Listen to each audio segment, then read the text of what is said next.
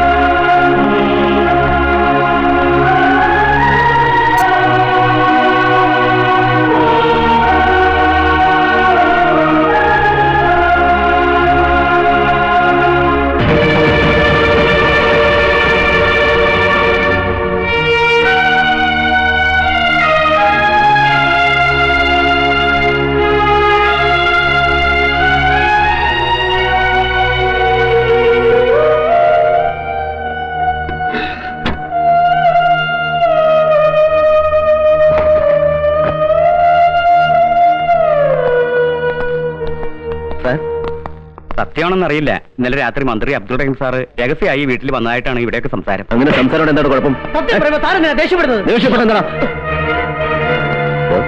താൻ വെറുതെ ആളുകളോട് ചൂടാകണ്ട. പ്രശ്നത്തിന്റെ പോക്ക് മുഴുവൻ അബ്ദുൾ റഹീം സാറിന്റെ ലക്ഷ്യം വെച്ച.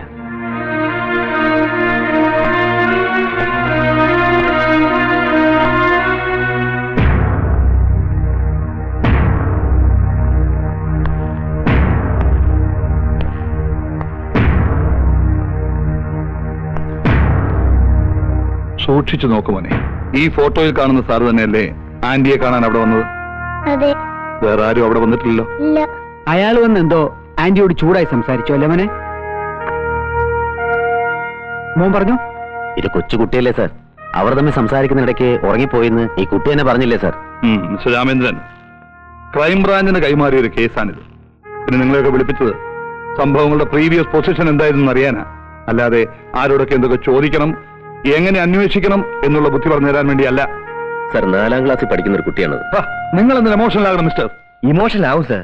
കാരണം പലപ്പോഴും ഇയാൾ ഒരുപാട് സംരക്ഷിച്ചുള്ള ഒരു മിനിസ്റ്ററാ. ഒരാപത്ത് വരുമ്പോ പിന്നെ തിരിച്ചു നന്ദി കാണിക്കണമല്ലോ, അല്ലേ? ആ, അത് തോന്നിയത് കൊണ്ടാണ് ഈ കേസ് ഇത്രയും പെട്ടെന്ന് ക്രൈംബ്രാഞ്ചിന്റെ കൈകളിലെത്തിയത്. അതിനെക്കുറിച്ചൊന്നും പറഞ്ഞു.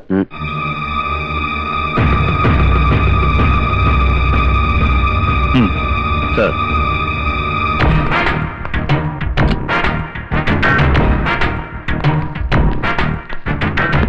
ഇതാണ് സർ മിനിസ്റ്ററുടെ PA. താനല്ലേ മിനിസ്റ്റർക്ക് ടൂറിസ്റ്റ് ആക്ട് വിളിച്ചു കൊടുത്തത്? കാർ വിളിച്ചു കൊടുത്തു. പക്ഷേ എന്താ ഒരു പക്ഷേ? വിളിച്ചു കൊടുത്തില്ലേ? അതിന്റെ അർത്ഥം മിനിസ്റ്റർ ആ വീട്ടിൽ പോയി എന്നല്ലടോ. അങ്ങോട്ടേക്കാണ് പോയത്. പക്ഷേ പിന്നെ എന്താ ഒരു പക്ഷേ? പൊയ്ക്കോ.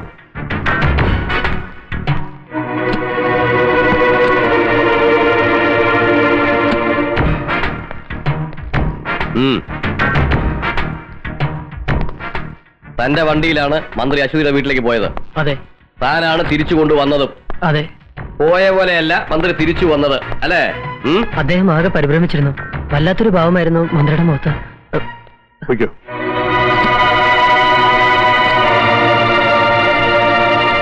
സാർ, മിനിസ്റ്റർക്ക് ആ പെണ്ണിനോട് വേറെയും ശത്രുതയുണ്ട്.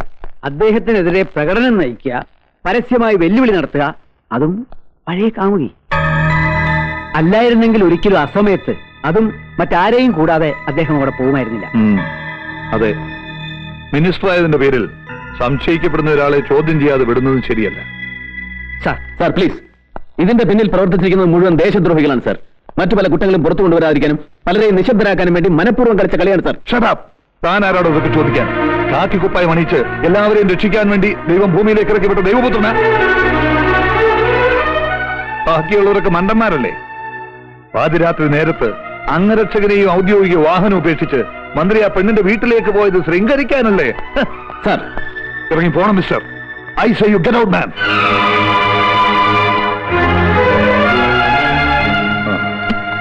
തൽക്കാലം അബ്ദുൾ റഹീമിനെ കസ്റ്റഡിയിലെടുക്കാൻ വേണ്ട നടപടികൾ പൂർത്തിയാക്കിയതിനു ശേഷം എന്നെ അറിയിക്കൂ. കസ്റ്റഡിയിലെടുക്കാൻ പോകുമ്പോ പ്രകോപനം ഉണ്ടായേക്കാം. Then you seek their help. Okay? Sir.